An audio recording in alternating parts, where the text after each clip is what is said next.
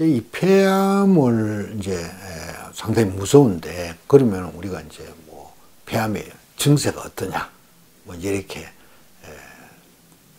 좀 알아봐야 되겠죠. 근데 늘 제가 얘기하지만 암 그 자체는 증상이 없습니다. 그러니까는 내가 어떤 증세가, 폐암에 관련된 증세가 있다고 내가 암이 있을 가능성이 많고, 아무 증세가 없다고 안심을 해야 되고, 그러진 않습니다. 암 그 자체는 증세가 없습니다. 증세는 암과 주변 조직의 관계에 따라 증세가 발생이 되고 안 되고 합니다. 그러나 일반적으로 이제 무증상인 암 환자분 많다. 그다음 두 번째는, 그다음에 이제 가장 대표적인 게 역시 이제 폐에 뭐 문제가 생기면, 폐 기관지에 문제가 생기면 가장 이제 기침이죠. 근데 그 기침이 상당히 감기인 줄 알았는데 오래 지속이 된다든지, 시간이 갈수록 조금 더 심해진다든지 이러면 꼭 한번 점검을 해야 된다. 그 다음에 이제 가래에 피가 섞여 나오는 경우.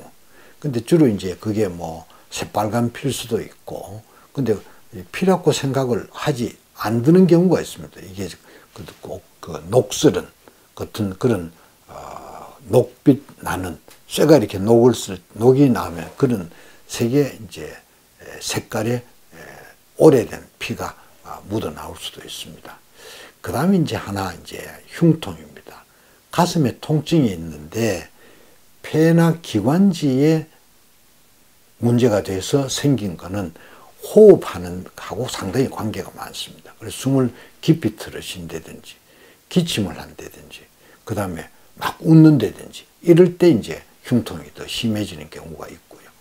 그 다음에 이제 목침, 우리가 목소리가, 음성이 변하는 경우, 혹은 쉰 목소리가 금방 개선이 되지 않고 오래 지속이 되는 경우는 역시 이제 폐암의 전조 증세가 될 수 있습니다. 그 이외에 이제 뭐 체중이 늘어난다든지, 뭐 체중이 줄어든다든지, 입맛이 없다든지, 또 뭐 피로하다든지, 몸이 뭔지 모르게 자꾸 쇠약해진다든지, 뭐 그런 거 있을 수 있겠고, 그 다음에 자꾸 이제 숨이 찬다든지, 또 그 다음에 이제 기관지염이나 뭐 이런 것들이 또 폐렴이 생겼는데 잘 낫지 않는다. 뭐 이런 경우도 하나의 폐암을 한 번쯤은 짚고 넘어가야 될 뭐 그런 증세로 되겠습니다. 그 다음에 이제 이렇게 잘 때 쌕쌕거리는 소리가, 그 쌕쌕거린다는 얘기가 애기들 쌕쌕거리는 거하고 다릅니다. 저기서 얘기 드리는 거는 일종의 이제 그 피리 소리 같은, 삑삑 소리 같은 그런 숨소리에 섞여서 들리는 게 새로 생기는데 그게 계속 지속이 된다. 이러면 한번 좀 이제 짚어봐야 됩니다.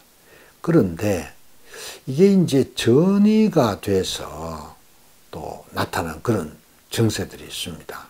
그러니까 이제 폐암이 주로 이제 뼈나 척추 뭐 이런 데로 전이가 잘 가기 때문에 제일 첫 증세가 그 전이된 증세, 그리고 요통이 있어서, 또 혹은 다리가, 골반이 아파서 계속 치료를 했는데 낫질 않았는데 결국 시간이 지나서 이런저런 검사를 하니까 폐암에 전이가 가 있더라.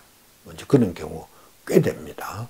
그 다음에 이제 두통이 있어서 머리가 계속 아파서 하다가 보니까 폐암이 뇌로 전이가 가 있더라. 뭐 그 다음에 이제 그게 이제 간으로 전이가 되면 뭐 황달도 온다든지 이런 일이 뭐 생길 수가 있지 않겠습니까? 그래서 결국은 폐암은 흉부에 관련된 증세가 주긴 하지만 그 이외에 그 바깥에 전이가 잘 되기 때문에 뭐 그 뼈가 문제가 있다든지, 뭐 뇌에 문제가 있다든지 이런 것도 생길 수가 있다. 그러나 가장 중요한 거는 암은 증세가 없다. 그렇기 때문에 정기 검진만이 가장 확실한 조기 진단 방법이다. 증세를 절대 믿으면 안 된다. 꼭 기억을 하셔야 됩니다.